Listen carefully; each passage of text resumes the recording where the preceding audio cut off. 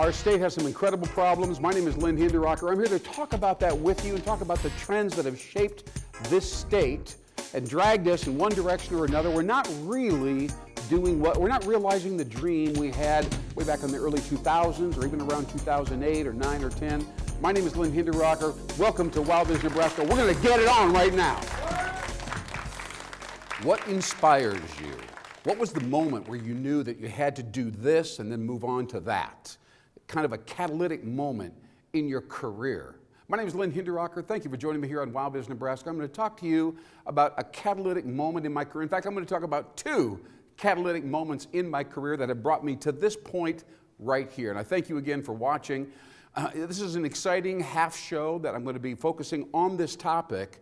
And I know as I go through this, you're going to be saying to yourself, yeah, you know, there's been a moment, he's right, I've thought about that. Am I on track with that vision, that moment where it all came together and then everything else after that just unfolded? Now, in 1990, it was about mid-1990, I was just getting ready to leave California. My wife and I were going to move back to Omaha, Nebraska after a 3.5-year stint handling the advertising for Taco Bell out of Southern California there in Irvine. And it was a very interesting chapter in my life. It began in Dallas with the same advertising agency, and I got involved at that time, as some of you already know, I think, with the value menu, the development of the very first value menu in the history of fast food. That was in, believe it or not, you're not going to believe when I tell you this, it was in the spring of 1987. That's where the first value menu ever was developed. In the back of a little Taco Bell, one of 5 that were not doing well in Wichita Falls, Lawton, Oklahoma. They were going downhill. The franchisee for Taco Bell asked me to get involved. We came up with a value menu that we called at the time the 49ers. They're all 49-cent tacos, green burritos, etc. So anyway, it was an interesting moment, and out of that, my career expanded. I was promoted to vice president and then other positions. I was moved to Los Angeles where I had the opportunity to work with people that made a lot of money and were in fact better educated than I was, but it was an incredible collaboration. They sent me to San Francisco, again, working with Taco Bell, doing their advertising and promoting the value menu. It was $1 billion play, as they say, $1 billion play in 3.5 years. It doubled their total revenues for Taco Bell. It was very draining, very stressful. It wasn't like a victorious ride, just so you know. A lot of people have talked to me about that. It was challenging all the way down the road. But nevertheless, we did get her done. Now, so my wife and I decided we were going to come back to Omaha, come back to the Midwest. And they decided to have a goodbye party for me, a kind of a farewell, of course. It's not unusual to do that with somebody who's been around for a little while. And they set up a party in Manhattan Beach, right down on the ocean front area. It was very nice, and there were lots of people there hanging out and so on. We had a great time. And some people came in, they flew in from Purchase, New York. And that's the headquarters of PepsiCo at that particular time, and PepsiCo owned Taco Bell at that time. And in came 3 gentlemen that I'd never seen before, never heard of before. They were my client's boss's boss's boss, I believe, roughly speaking. And they came in and they participated, very nice people and so on. And we got into the party a ways, and they came over to me and they said, hey, why don't we take a walk? And I said, sure, why not? You know, I was going to be on a plane tomorrow and probably never return again to Southern California. So I said, sure, no problem.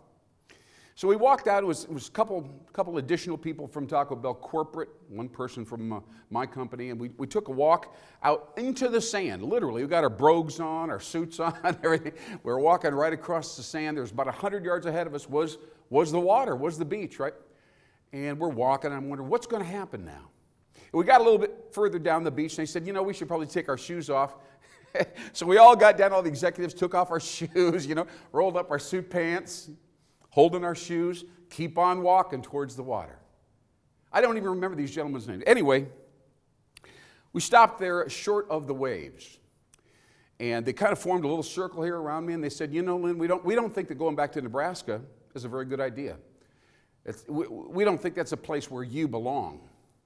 But if you're going to do that, we suggest that you focus on companies who think, like us, who think they're doing just fine. They think everything's okay, not ideal, but it's going along pretty well, we're profitable, etc. Look for those kinds of companies and then do what you did for us, do it for them. I said, well, what are you talking about? They said, nobody else could have done for us what you've done for us during this 3.5-year period of time. You made us $1 billion, Lynn. Now, it kind of just like hit me, and they said, well, so we know, you're going to go back, and you got your wife and all that good stuff, so good luck to you, but make sure you remember what we said. Look for companies where you can make this kind of impact, this kind of a contribution as you did for us. Thank you so much. Good luck. That was the end of it. So they all kind of walked back, and I stood there, and a buddy from my company stood there kind of looking at me, and I said, I've never had such clarity about who I am and what I'm put on this planet to do. So ever since I came back to the Midwest, I've been focusing on trying to find situations like that. They're not that easy to find, but it did give me it was what I'm going to call a quickening. It's a quickening. Such a great word, it kind of accelerates your internal growth and your sense of transformation. You kind of grow up, you kind of go up a level. Now, the energy that came out of that moment, I had a lot of ups and downs and new business and all these kinds of things. Went into business by myself. I had about 10 years as I went into, forward in my career. In 1999, I picked up this magazine. I'm going to show you this magazine right now. This magazine inspired me. It was the magazine of the year, by the way, in 1999. I'm sure many of you are familiar with Fast Company magazine. They're around today. They do very, very good work, and they've been doing it now for a long time. But in 1999, they were a brand new magazine. And on the front of the magazine, I'm going to hold it up right now and hope that my camera crew can kind of capture the cover of the magazine. And this particular magazine was devoted to work from Tom Peters. Many people know who Tom Peters is, this great management guru, brilliant man, has been doing so for many, many years. And you can see there, as you take a look at the cover of this Fast Company magazine in 1999, as a magazine of the year, look what the word on the cover of the magazine is. Can you do that? Can you do that? Because if you can do that, if you can see that, you're going to know why I'm here today, right? The word is wow, right? The WOW project is specifically what the chapter that the magazine is devoted to, and why we are our projects. But more importantly, from an inspirational point of view, the point that I got out of this magazine changed my life, which was never do anything that isn't a wow kind of project, that you can't look back on 5 or 10 or 15 years later and go, wow, that was good. That was good. Right? That was the advice that Tom Peters gave us in this particular magazine. Now, there's a lot of interesting things in this particular issue that I look at periodically today. I'm going to show you one more page here. I don't know if the camera can get in on it a little bit. It's a little tough. Shows a gentleman just kind of leaning back here. And the headline in this is an ad. And it says, new idea is often the result of two old ideas meeting for the first time. A really good idea is when two ideas come together, right? Fusion. And they create something new and something special. I mean, that idea right there catapulted me forward and helped me embrace the notion of innovation. I'm an innovation specialist, if you will. I try to help companies change, differentiate, stand out, new products, et cetera, and new messaging in particular. So there's one very interesting additional idea, all inside this copy, focused on the WOW project, and of course, Fast Company magazine. And that was the day I decided I'm going to eventually have a company called WOWBIZ, right here. This inspired WOWBIZ. So those are two catalytic moments. Now, there are a lot of interesting things came out of that realization. I'm going to share one of them with you right now. It has to do with a gentleman that used to run this particular facility here in Omaha, Nebraska, KPOW, Mr. Jim Nelson, the late Jim Nelson. At that time, I had a new client in Minnesota, Chicago, and they produced cologne for men. That was their core responsibility. They were right outside downtown Chicago. And they wanted to launch a whole new line of colognes for the African American segment of our marketplace. They wanted to serve the black market with specific colognes addressing the black male. And I come across them at a conference and they said, would you consider doing this for us? They said, how would we start? How would we go about doing this in the right way? I said, research. You got to do some research. We've got to find out what these people care about, you know. They said, how would we do that? I said, we're going to go downtown Chicago. We're going to go to Wacker Street, right? And we're going to stand there and we're going to have cameras and we're going to have a couple ladies lined up and we're going to give away $10 gift certificates to Panera's and we're going to interview young black men on the street and some old men that are walking by and we're going to talk to them intensely and intelligently for about 10 minutes about their thoughts about cologne. And we did that. And my videographer was Mr. Jim Nelson. He couldn't believe we were doing this. He'd never seen such a spectacle on the street. We must have had 20 young men standing up in line wanting to talk to the beautiful women that were kind of organizing the queue, and I'm visiting with them, and we're capturing it all on video. It's a fascinating experience, and then we'd give them a little reward. Thanks for chatting. Thanks for sharing with us. And as we did this, they would unburden themselves. They talked about their love life, their romance, how they carry cologne around. I said, what's the worst problem with carrying cologne around the car? Because they all carried it in the car. They said, well, it breaks in the glove compartment. Occasionally it'll rattle around in there and it'll break. It's a major pain. I said, you know, that's an interesting thing. What if we created some kind of a cologne that was a soft pack, maybe like a barbecue a napkin, as we've all seen in restaurants before, at barbecue shops and place. Take out the napkin. It's saturated with a really nice cologne. Right? And you wipe it on your body and your clothes and so on, smell great. Never have to worry about a broken bottle of cologne. I had like 20 young men say, that's a good idea. That's a good idea. So we went and talked to the convenience store industry and said, would you sell these for us? They said, yeah, that makes a lot of sense. We could probably sell those to our customer. I said, how could we enhance that? Now, remember, these are young men that are buying cologne for maybe $2, $3 and heading down to the clubs, right, to pick up girls in most cases. They said, why don't you put a condom with them? That's right. Why don't you package a condom right with the cologne? Now, again, Mr. Jim Nelson's catching all of this on video. We go back to the hotel. He said, I can't believe I'm hearing this. I can't believe these people are talking to you like this. I can't believe we're doing this right on the streets of Wacker right here in Chicago, capturing every second of it. It was an amazing experience, and it was triggered by the fact that I felt like it was a wow kind of project. It was a wow client. We were stepping way outside the lines, and we were coming up with a genius level solution. We followed this all the way down the path.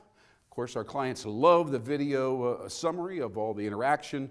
We went on. We got all ready to launch the new cologne line.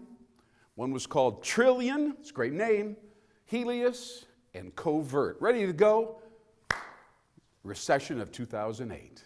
Recession of 2008. Changed the game, right? Stopped everything in its tracks. The project was over. Nevertheless, it was a wow project. I'll never forget it, including the collaboration, the trust, the ability to follow it all the way down the line, pull it out of our conceptual brains, have manifested in a display, had tremendous potential. I was so thrilled to be part of that. So that's one example of a wow moment. Now, thanks for watching me here as we go through our first segment of our show. This was a special show for me. We talked about inspiration, right? And you'll notice I referred several times to seeing this or seeing that. Visuals and the ability to see an image is critical to succeeding in this particular, era, in this internet era, right? We seem to have no time to read and absorb and calculate and deduce and talk about anything anymore, right? We're looking at a visual, we're forming a judgment, we're making a decision, move on to the next thing. Don't you know that's how it is, right?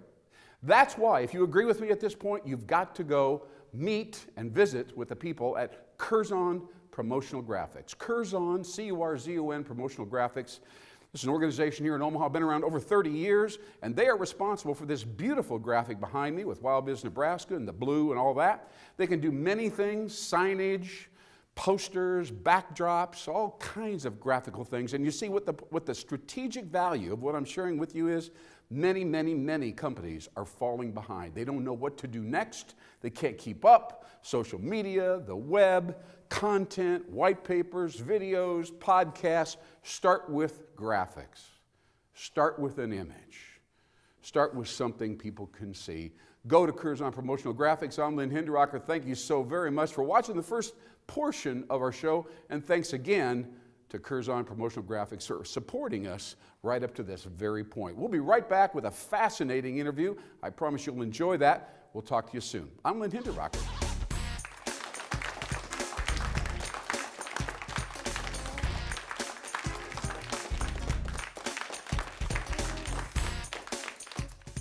You know, here in the state of Nebraska, we're going through a sense of transformation. We're trying to find our place in the world.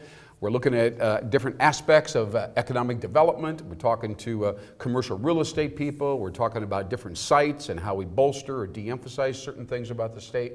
So my next guest is very special and pertinent in that context, but he's pertinent as well because I've known the man for over 35 years. So I want to introduce you to Mr. Jim Beatty. Thank you. Good to see you, man. It's my pleasure, man. No, it's my pleasure. We circle around. We see each other every 4, 5, 6 years. Yes. We go through our little chapters in our life. That's right. Absolutely. Well, so here we are in WOWBIZ Nebraska, Jim. And tell us exactly now, what is it? What have you been doing for the last about 25 years, something like that? Actually, almost 40 now. Is that right? Lynn, it's NCS International is my company. And right.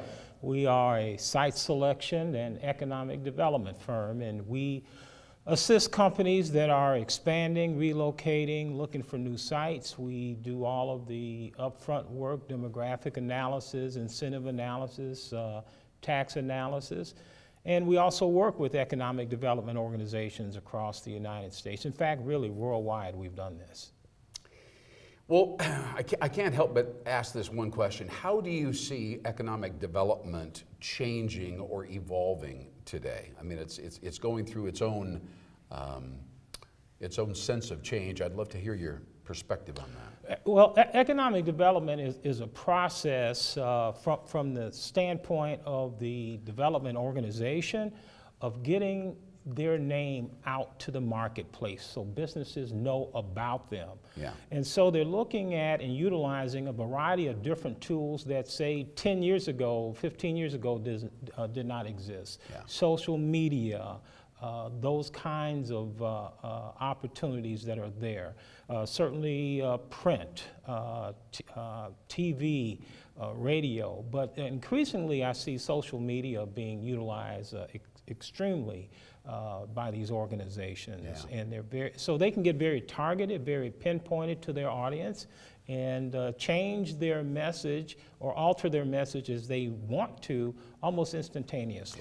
It's really now, as you described it to me, I would say, well, that's marketing. We're talking about marketing and advertising yes, here, all right? Exactly. But when I talk to economic development people who are kind of in the field, and there's many of them in every state, yes, they're all over the state. Yeah. And when I talk to them about the topic, they don't speak so much about marketing and advertising. They talk a lot more about real estate. They talk a lot about real estate and building and setting up a lot and measuring it and so on and so forth. I'm just curious, am I parsing words here, or is there a different emphasis when you get into the field? Well, for many organizations, real estate and a site is certainly the foundation of the entire process. It's the product. However, that, as I have seen it in my career, the real estate is really not the main focus. It's a key focus, but it's not the main focus. It all starts with what's the business climate of that state, of that region, of that city. Are there workers for my particular type of industry? How skilled are they? What's the education level? How productive are they? So it starts with that, but ultimately it does have to come to a particular site. So it's not uncommon that you will see in many organizations, they will tout their sites, their buildings, and that's normal and quite understandable. But the full equation starts with the workforce. And today we have a workforce problem in America, and certainly here in Nebraska. I heard this statistic, I can't say that I know for sure, but I heard by this time, right now, this month here in the state of Nebraska in late 2018, where we're at right now, that there are approximately 40 to 50,000 unfilled jobs, jobs that exist and people are not applying for them or they're not qualified to get those jobs. I think we haven't seen this before, have we? Is this? We have not. This is, and this is happening throughout the United States. Yeah. I just came back from Chicago. Before that, I was in Dallas talking with companies. Same thing exists. The jobs are out there, but the talent, it's a continuous push to attract talent to an area. That becomes the #1 driver and issue in economic development. It's really quite amazing. And I'm sure you've attended many seminars and research is being discussed. Before we go on further here, but what's the core issue? Is it that the colleges aren't pushing the right people out? They're not educated, or our people just aren't motivated anymore to strive for certain things? What's the fundamental core consideration? There's so many issues in the economic development site selection world. There's mergers, there's acquisitions, the role of technology. Lynn, just 10 years ago, we would not have had the conversation we're having now on mobility sector with General Motors. A couple of weeks ago, General Motors announced massive layoffs in a few states. However, as unfortunate as that is, what we are seeing is a change in how General Motors is approaching the market now. Mobility, electric vehicles, autonomous, self-driving vehicles. So now we don't need bodies filling those roles. We You have would think robots. not. Everything is kind of going that direction. Something's going that direction. Something is happening. Now, there's a whole bunch of, I think, progressive people in the economic development community that are saying we got to do something with these people. That's right. We've got to figure out a way to leverage. They do have skill, they do have energy. Some of them have aptitude and ambition, right. But they don't seem to be able to find their niche. And so they're talking about a whole new sector of learning called life learning skills. We need to train these people and get them out of the shadows so they don't feel ashamed and guilty, I guess. Correct. It's anymore, it's a constant process of workforce development, skills training to meet the particular needs of the industries that are existent in that community or that they're trying to recruit there. And so what we have thought of before is, you go to school, you go and get your high school education, your college education, and you're done. Not so. Learning, lifelong learning, skill development is continuous. It's a continuous refinement, and that's where we see most of the matching happening, or the attempts to match happening by the economic development community to continuously provide a skill, up-to-date workforce. You see that here locally with Metro and how they've changed and how they're delivering. That scene is true across the United States. Wow, that's an amazing thing. Let's ask you this. What do you see happening in the future? What's the next inflection point for economic development and workforce development? As you look out ahead, say 10 years, that kind of thing, what are we seeing? Well, here's what my crystal ball is telling me. One is that there is a continuous reassessment of an area in terms of their strengths and weaknesses and therefore the opportunities. Looking at emerging industries, some of whom are not even identified right now. They may not even exist. One thing seems to be constant: information technology and all of the facets of that and the skill sets that go with it will be, I think, continuous and evolving.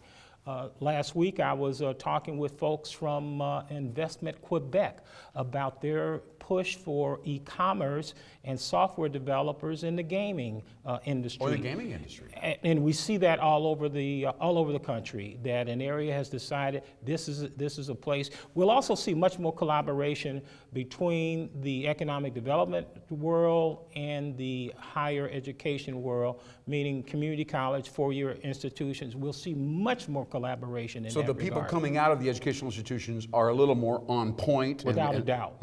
Without a doubt. I think it'll be very laser-focused training and great for the workforce development. Jim, before we wrap up here, and I could talk another hour with you along these lines, but tell me about your career. What's the thing that you've learned about yourself and other human beings in the 40 years or so that you've been doing this? You've absorbed a lot of wisdom. You've been surrounded by a lot of people. What's one good lesson about evolution of ourselves as a species that you could share? Well, it's embrace change. Don't fear it. That there's a lot of opportunities within change. I've seen the industry change quite a bit, but to embrace it. The industry looks totally different now than it did 10, 15, 20 years ago. Right. Embracing of the change, because with the change comes new people, new ideas, and you should really embrace that and use that as a part of your overall approach to business. Yeah. Embrace it. Now, you know, here in Nebraska, we are in a transformative period. We've got Yes. about 30 seconds to go here. Yes. What advice would you have? You have an incredible perspective. We've got a lot of newcomers. We have Jim Smith, we have the Chamber, we got Brian Sloan. We've got some great people spearheading, not sure exactly what they're trying to get done, but they definitely want to reinvent the Nebraska experience, beginning with the business sector. What quick pieces of advice would you have to share with them? Both in Omaha, with the Omaha Chamber, and on the state level, the Department of Economic Development. I'm a Yes. former commissioner there, formerly serving on the board of the Omaha Chamber. Yes. Constantly assessing the strengths of Omaha.